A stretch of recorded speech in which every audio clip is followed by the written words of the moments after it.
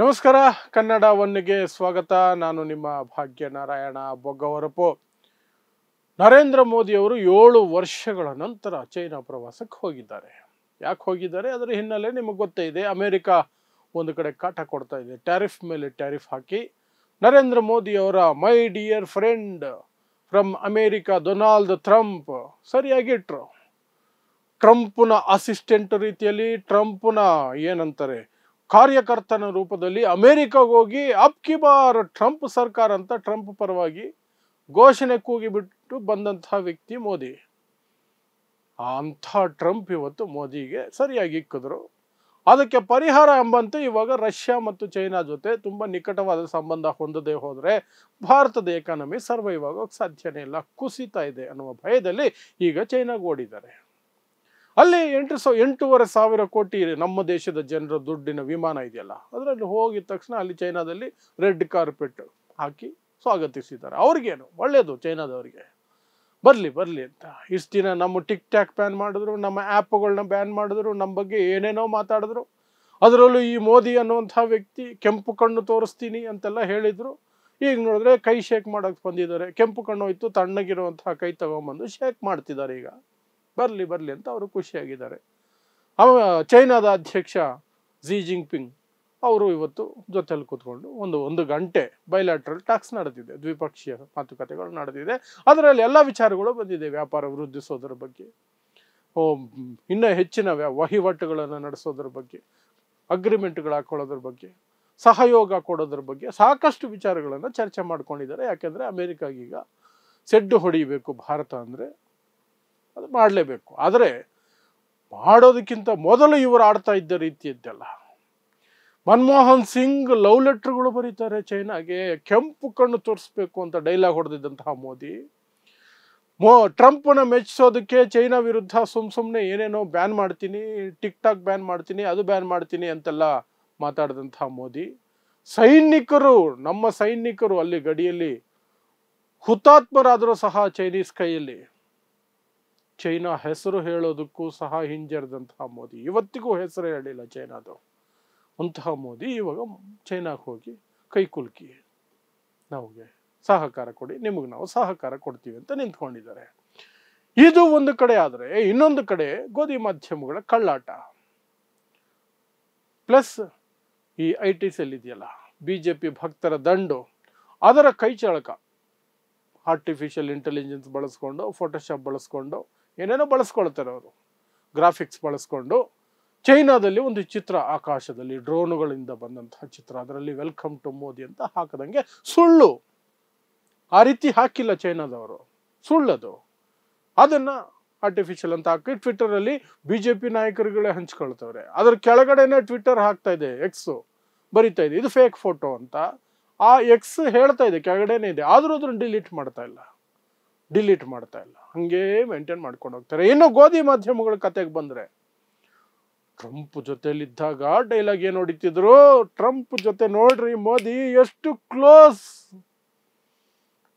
Close ಆಗಿರೋದೇ ಚೈನಾಗ ಉರಿತಾ ಇದೆ. ಚೈನಾಗ ಉರಿಸೋದಕ್ಕೆ ಮೋದಿ ಮಾಡ್ತಾ ಇರೋದು, ಚೈನಾನ ಹಿಂದಿಕ್ಕೋದಕ್ಕೆ ಮೋದಿ ಮಾಡ್ತಿರೋದು, ಚೈನಾಗೆ ಟಕ್ಕರ್ ಕೊಡೋದಕ್ಕೆ ಮೋದಿ ಮಾಡ್ತಿರೋದು ಅಂತ ಡೈಲಾಗ್ ಹೊಡ್ಕೊಂಡಿದ್ರು.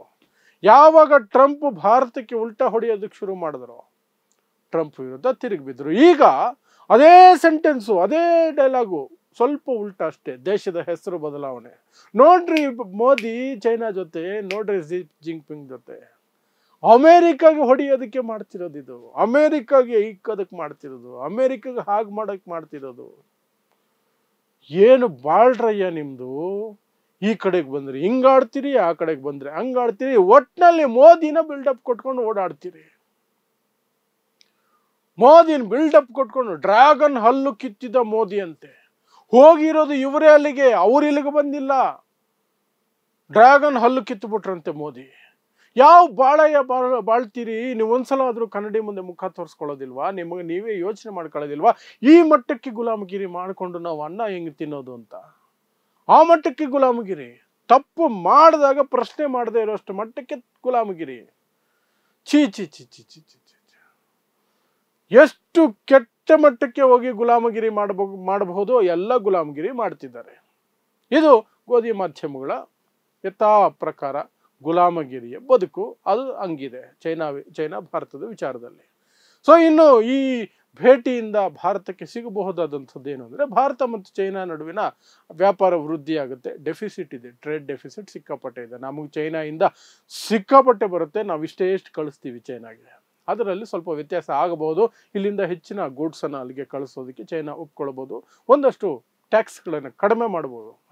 ಅಲ್ಲಿನ ಇಂಪೋರ್ಟ್ ಟ್ಯಾಕ್ಸ್ಗಳು, ನಮ್ಮ ದೇಶದ ವಸ್ತುಗಳ ಮೇಲೆ ಹಾಕುವಂತಹ ಟ್ಯಾಕ್ಸ್, ಆವಾಗ ನಮ್ಮ ಕಡೆಯಿಂದ ಎಕ್ಸ್ಪೋರ್ಟು ಹೆಚ್ಚಿಗೆ ಆಗುತ್ತೆ. ಇಲ್ಲದೆ ಹೋದರೆ ಅಮೇರಿಕಾ ಕೊಟ್ಟಿರುವಂತಹ ಪೆಟ್ಟಿಗೆ, ಅದರಲ್ಲೂ ವಿಶೇಷವಾಗಿ ಈಗ ಎಫೆಕ್ಟ್ ಆಗಿರುವ ಮೇಯ್ನ್ 2 ಸೆಕ್ಟರ್ಗಳು, ಒಂದು ಜ್ಯುವೆಲ್ರಿ. ಮೋದಿಯವರು ಗುಜರಾತ್ನ ಸೂರತ್ ಸಿಟಿಯಲ್ಲೇ ಲಕ್ಷಾಂತರ ಜನ ಕೆಲಸ ಕಳ್ಕೊಂಡಿದ್ದಾರೆ. ಅಲ್ಲಿ ವಜ್ರದ ಕಸೂರಿ ಕೆಲಸ ಮಾಡುವವರು, ಚಿನ್ನದ ಈ ಆಭರಣಗಳನ್ನು ಮಾಡುವವರು, ಆರ್ಟಿಫಿಷಿಯಲ್ ಆಭರಣಗಳನ್ನು ಮಾಡುವವರು. ಇನ್ನು ತಮಿಳುನಾಡು, ತಿರುಪೂರು, ಬೇರೆ ಪ್ರದೇಶಗಳಲ್ಲಿರುವಂತಹ ಟೆಕ್ಸ್ಟೈಲ್ ಇಂಡಸ್ಟ್ರಿ ಸಂಪೂರ್ಣ ಸ್ತಬ್ಧ ಆಗಿಬಿಟ್ಟಿದೆ. ಅಮೆರಿಕಾಗೆ ಹೋಗಬೇಕಾಗಿರೋ ಒಂದು ವಸ್ತು ಹೋಗ್ತಿಲ್ಲ. 60% ಟ್ಯಾಕ್ಸು, 50 ಪ್ಲಸ್ ಇನ್ನೊಂದಷ್ಟು 10% ಏನೋ ಪೆನಾಲ್ಟಿ ರೀತಿಯಲ್ಲಿ ಬೀಳ್ತಾ ಇದೆ. 50% ಅಂತ ಇಟ್ಕೊಂಡ್ರು ಸಹ ₹100 ಇದ್ದಿದ್ದು ವಸ್ತು ರಾತ್ರಿ ₹150 ಆಗ್ಬಿಟ್ರೆ ಅಮೆರಿಕದಲ್ಲಿ ಯಾರು ತಗೊಳ್ತಾರೆ ಇಂಡಿಯನ್ ಗುಡ್ಸ್? ಹಾಗಾಗಿ ಅಲ್ಲಿ ಕೇಳ್ತಾ ಇಲ್ಲ ನಮಗೆ ಬೇಕು ಅಂತ. ಇಲ್ಲಿ ಸ್ತಬ್ಧ. ಇಲ್ಲೊಂದು 2-2.5 ಲಕ್ಷ ಜನ ಕೆಲಸ ಕಳ್ಕೊಂಡಿದ್ದಾರೆ ತಮಿಳುನಾಡಿನಲ್ಲಿ. ಅದೇ ರೀತಿ ಆಂಧ್ರ ಪ್ರದೇಶ, ತಮಿಳುನಾಡಿನ ಕಡಲ ತೀರದ ಏನು ಪಾಪ್ಯುಲೇಷನ್ ಇದೆ ಜನ, ಅವರು ಎಕ್ಸ್ಪೋರ್ಟ್ ಮಾಡ್ತಿದ್ದು ಮೀನುಗಳು. ಮೀನಿನ ವ್ಯಾಪಾರ ಕಂಪ್ಲೀಟ್ ಬಿದ್ದೋಗಿದೆ. ಚಂದ್ರಬಾಬು ನಾಯ್ಡು ಬಾಯಿ ಬಡ್ಕೊಳ್ತಾ ಇದ್ದಾರೆ. ಮೀನುಗಾರರ ಕಡೆಯಿಂದ ಸಿಕ್ಕಾಪಟ್ಟೆ ರಿಕ್ವೆಸ್ಟ್ಗಳು ಬರ್ತಾ ಇದೆ.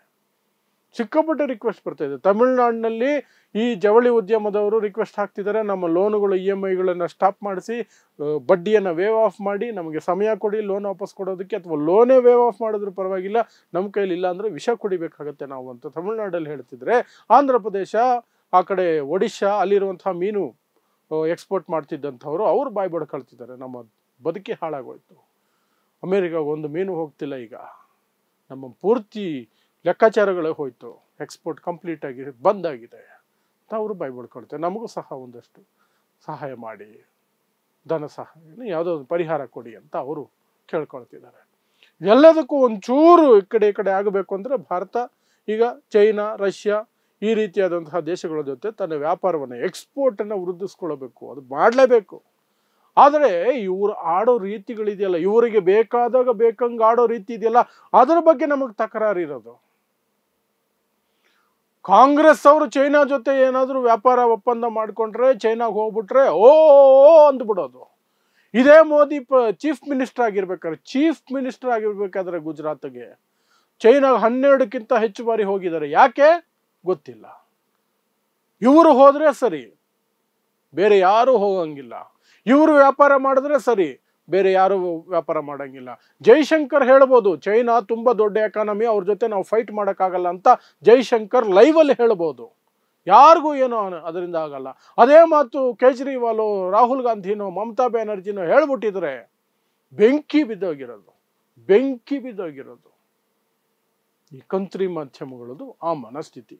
ಇದಕ್ಕೆ ನಾವು ಈಗ ಪ್ರಶ್ನೆ ಎತ್ತಾ ಇರೋದು.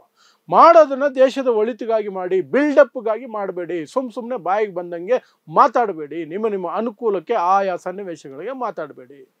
ದೇಶನ ಮುಂದಿಟ್ಕೊಂಡು ಮಾತಾಡಿ.